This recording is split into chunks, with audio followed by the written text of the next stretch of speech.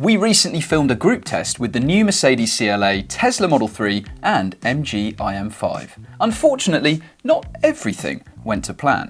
Yes, there was actually a collision between two of the cars, and it wasn't down to driver error. And since it happened, we've been speaking to the manufacturer concerned to gather as much information as possible. And in this video, we're going to show you and tell you exactly what happened and why we think you should know about it. And we're also going to be talking about why we think this should raise some much bigger questions about active safety systems in modern cars. First, for lots more new car reviews and group tests, hopefully without incidents like this, make sure you subscribe to our channel.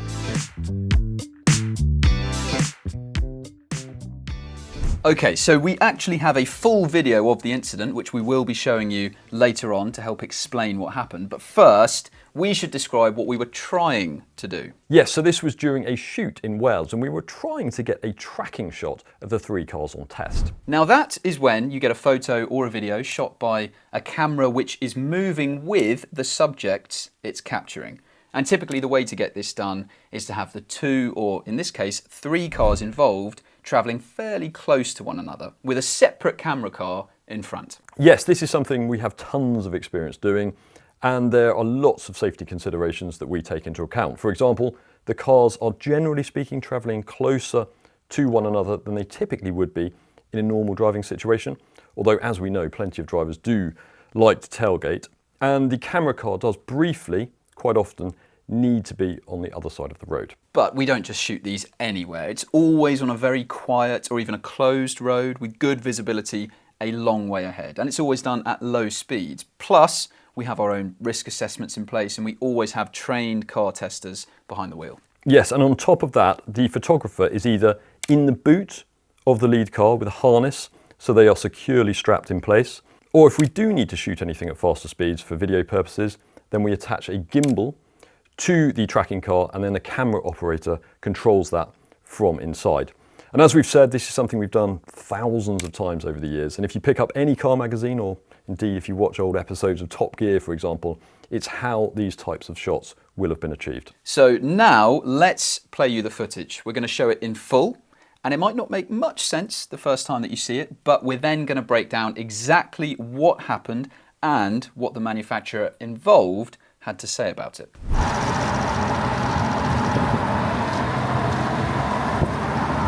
Nearly there. Just need that MG to back up a bit. Oh, why did he stop? Why did he stop? Why did he stop? Okay, so Will, from your perspective in the driver's seat, what happened?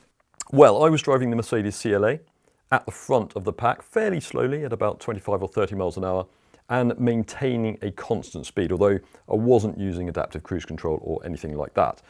The camera car in front had finished the particular shot that it was taking, and then it moved quite gently across back into my lane, directly in front of me, so not making any aggressive maneuvers or anything like that, and leaving what I think was quite a safe gap. But a few moments after this, when the gap between the two cars was actually increasing slightly, the CLA's autonomous braking system triggered an emergency stop. It was obviously completely unexpected, and it brought the car to a complete standstill very quickly. Yes, and I was in the Model 3 behind you. I had very good visibility around us. I was fairly close to you, but we were both fully aware of what was going on, and there were no other cars around. And unfortunately, when the CLA screeched to a halt, I did what I could to stop the car, and of course it has AEB, which also fired, but I couldn't prevent it from skidding into the back of the CLA. It's important to point out also that the road was slightly damp. It was. Now, John was at the back of the convoy in the MG IM5 and had a fraction of a second longer to react, and fortunately he was able to stop just in time, so it didn't become a three-car pile-up. And at the end of all this, there was some damage to the rear of the CLA and the front of the Model 3, and we were all left pretty confused by what had happened. Fortunately, as we've already said, this was all done at relatively low speeds and neither of us were hurt or anything like that. And okay, some people might say that if there was a bigger gap between the two cars, then either I'd have had slightly longer to react or the Tesla's AEB would have had the time to actually stop the car. But really, that's missing the point, isn't it? It is, because the fact is that had the CLA not behaved in that way, then there would not have been an accident. It's as simple as that. So although if we were talking about insurance claims, then yes, the person behind would almost certainly be deemed at fault. But remember, things like that were decided on long before cars had the ability to take control away from the driver and do things like slamming on the brakes. And actually, it's one of the main legal hurdles that fully autonomous vehicles will have to overcome, because if there's an accident, who's going to be held liable? Is it the occupants in the car who have no control over the vehicle? Or is it the manufacturers who developed the cars in the first place? And another thing to point out for this scenario is that we've never had an incident like this happen before. And it isn't as though AEB is some new invention. It's been around for a couple of decades now. It's been fitted, for example, to pretty much every VW Golf since 2012, and it's been mandatory on all newly launched cars since 2022. So why hasn't this happened to us before? Well, that's a very good question. And really it's why we thought it's important to investigate this as best as we could and to report on this. Because yes, I think everyone on the test team here at What Car, and probably a lot of you watching this at home, will have had some less than positive experience with AEB in the past. Over the years, I've certainly had cars that have misread certain situations, sometimes when there have been parked cars on the side of the road as well as oncoming traffic, on a narrow street, for example, or when pulling onto a roundabout. You can judge that a car that's crossing your path won't actually be there at the time you arrive. But occasionally, AEB systems struggle to interpret those situations. But whenever that's happened to me in the past, I've either had a quick pulse of the brakes, or the system has properly activated but has disengaged almost immediately when it realises that I'm not about to have an accident. Yes, now to some that's annoying, and you really would rather wish that it hadn't intervened at all, because it's quite a shock when it suddenly engages like that. But it's not something that's overtly dangerous, and it's very unlikely something that's going to actually cause an accident. That's a good point, because I think there will be probably some people watching this, and certainly some colleagues who work in our industry, who think that driving the car should be solely the responsibility of the person behind the wheel, and there should be no technology taking any control away from the driver. But we don't see it like that, do we?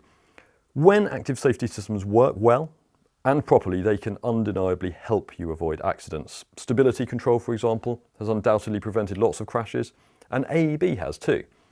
The very obvious difference here is that there wasn't an impending collision, and yet the car didn't just pulse the brakes, it slammed them on as hard as possible and brought the CLA to a complete stop. The only time I've ever had an experience like that is when I've been testing these systems with Thatcham and intentionally driving a dummy car with the intention of hitting it. Now, if this only happened in this fairly unusual tracking scenario, we might have been tempted to put this down as a one-off freak incident and something that's unlikely to happen to a CLA owner in normal driving. But that wasn't the only time the CLA's AEB activated during our short loan of the car, was it? No, it wasn't. A couple of days beforehand, I was driving my two daughters to school in the morning on a one-way system in the town where I live. Two lanes merge into one, so the car on the outside lane has started to come across into my lane, again at about 30 miles an hour, and leaving plenty of space, to the point that braking wasn't even on my mind. And the CLA did exactly the same thing. It just slammed on the brakes and tried to stop the car completely. Now, luckily, no one was close behind me on that particular occasion, but if they had been, then there could have easily been another accident, because, again, who is going to expect that kind of thing to happen?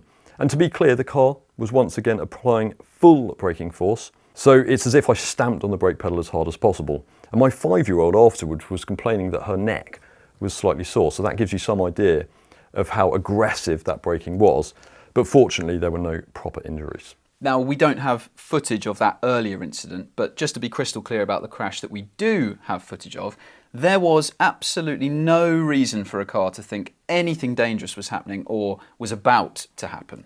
We were in a convoy travelling at a constant speed, at a low speed. There was good visibility, there were no objects in the road, no other cars out of shot coming towards the CLA, nothing like that. The Mercedes just seemingly out of nowhere performed an emergency stop. Exactly. We obviously contacted Mercedes about this immediately, and we provided them with footage and a detailed explanation of what happened. And we also explained that a very similar thing had happened to me earlier in the loan.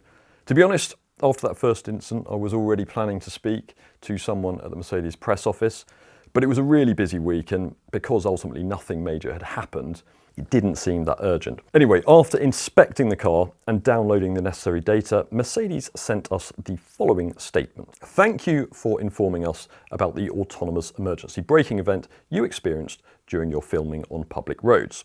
We have had the opportunity to inspect the vehicle and have concluded that the CLA system correctly detected a potential collision risk with a pedestrian in front of the car.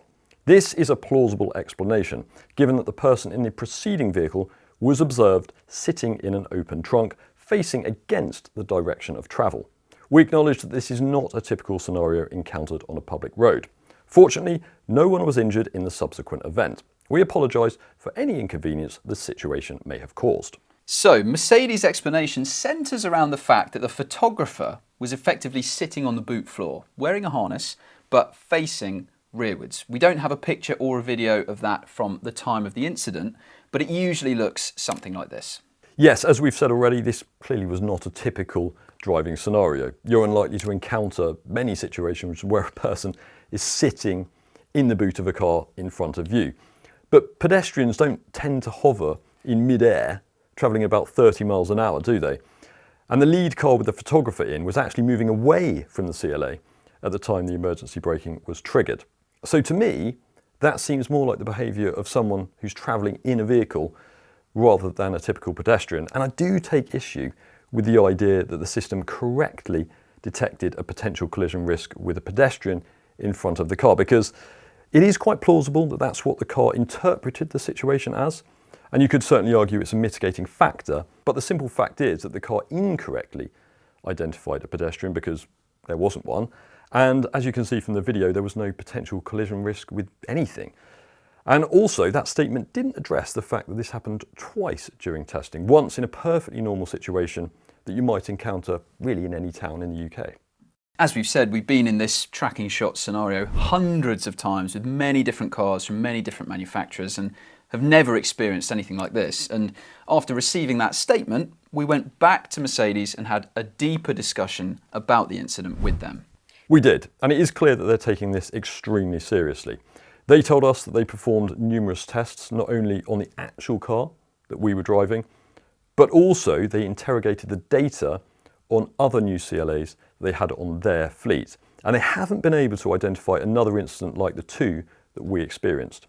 And the reason that they don't have any explanation for the first time the AEB was triggered during our testing on the public road is that there was no accident. So there's no recorded data to explain why the car behaved like it did. On one hand, the fact they haven't found a cause for the two incidents, you might say is disappointing, but on the other, it does at least sound like this isn't a common problem.